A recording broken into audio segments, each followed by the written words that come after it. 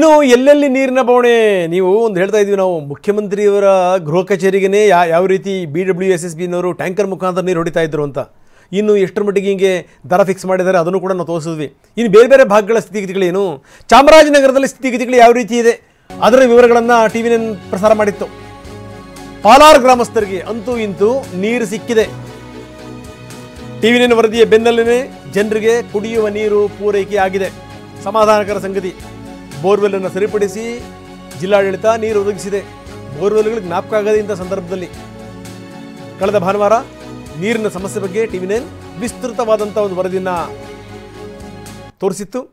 Kilometre ಗಟ್ಟಲೆ ಜನ ನಿಂತ್ಕೋಬೇಕು, ಏನು ಮಾಡ್ತಾ ಇದೆ ಜಿಲ್ಲಾಡಳಿತ ಅಂತ. ನೀವು ವರದಿ ತೋರಿಸಿದ ಮೇಲೆ ಅಂತೂ ಇಂತೂ ಜಿಲ್ಲಾಡಳಿತ ಕಂಡುಬಿಟ್ಟಿದೆ. ಯಾಕಂದರೆ ಸಂಬಂಧಪಟ್ಟಂಥ ಅಧಿಕಾರಿಗಳ ಮನೆಯಲ್ಲಿ ನೀರು ಬರುತ್ತಲ್ಲ, ಅವರ್ಯಾಕೆ ಬೇರೆಯವ್ರ ಬಗ್ಗೆ ತಲೆ ಕೆಡಿಸ್ಕೊತಾರೆ ಹೇಳಿ. ಮೊದಲು ಈ ನೀರಿನ ಬಿಸಿ ತಟ್ಟಬೇಕು ಅಂತಂದರೆ ರಾಜಕಾರಣಿಗಳ ಮನೆಗೆ ನೀರು ಕಟ್ಟಾಗಬೇಕು, ಸಂಬಂಧಪಟ್ಟಂಥ ಅಧಿಕಾರಿಗಳ ಮನೆಗೆ ನೀರು ಕಟ್ಟಾಗಬೇಕು. ಆವಾಗ ನೋಡಿ ಅದ್ರ ಬಿಸಿ ಗೊತ್ತಾಗುತ್ತೆ. ಇಲ್ಲಾಂದರೆ ನೀರು ಬಂದರೆಷ್ಟು ಬಿಟ್ಟರೆಷ್ಟು. ಒಂದು ಬೇಸಿಗೆ ಎಷ್ಟು ನೀರಿದೆ ಎಷ್ಟು ನೀರಿಲ್ಲ ಅನ್ನುವಂಥ ಸಂದರ್ಭದಲ್ಲಿ ಅಲ್ಲಿರುವಂಥ ಬೋರ್ವೆಲ್ಗಳನ್ನು ದುರಸ್ತಿ ಮಾಡಬೇಕು, ಮೋಟ್ರು ಗೀಟ್ರು ಇರುವಂಥದ್ದು ಏನಾದರೂ ಇದ್ದರೆ ಸರಿ ಮಾಡಬೇಕು, ಅಥವಾ ಈಗೇನು ಪಂಪ್ ಹೊಡಿತಾ ಇದ್ದಾರಲ್ಲ ಆ ರೀತಿ ಏನಾದರೂ ಕೆಲವೊಂದು ಪಂಪ್ಗಳು ಕೆಟ್ಟೋಗ್ಬಿಟ್ಟಿರ್ತವೆ, ಅದನ್ನು ಸರಿ ಮಾಡಬೇಕು. ಮಾಡುವಂಥವ್ರು ಯಾರು? ಜಿಲ್ಲಾಡಳಿತ ಕತ್ತೆ ಕಾಯ್ತಾ ಇತ್ತು ಇಲ್ಲಿ ತನಕ. ಜನ ಬಡ್ಕೋಬೇಕಾ ನೀರಿಲ್ಲ ಅಂತ? ನಿಮ್ಮ ಮನೆಯಲ್ಲಿ ಹೆಣ್ಣುಮಕ್ಕಳು, ನಿಮ್ಮ ಮನೆಯಲ್ಲಿ ವಯಸ್ಸಾಗಿರುವಂಥವ್ರು ಈ ರೀತಿ ಕಷ್ಟಪಟ್ಟರೆ ಓಕೆನಾ? ಸುಮ್ಮನೆ ಇರ್ತೀರಾ?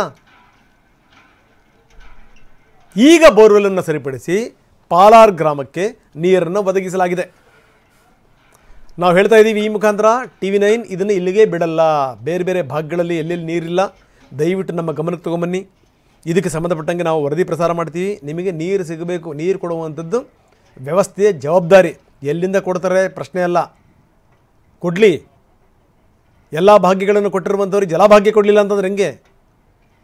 ನೀರು ಭಾಗ್ಯ ಕೊಡಲಿಲ್ಲ ಅಂದ್ರೆ ಹೆಂಗೆ? ಕೊಡಲಿ. ಇವರು ವ್ಯವಸ್ಥೆ ಹೆಂಗೆ ಮಾಡುತ್ತೆ ಗೊತ್ತಿಲ್ಲ, ನೀರು ಕೊಡಬೇಕಷ್ಟೇ.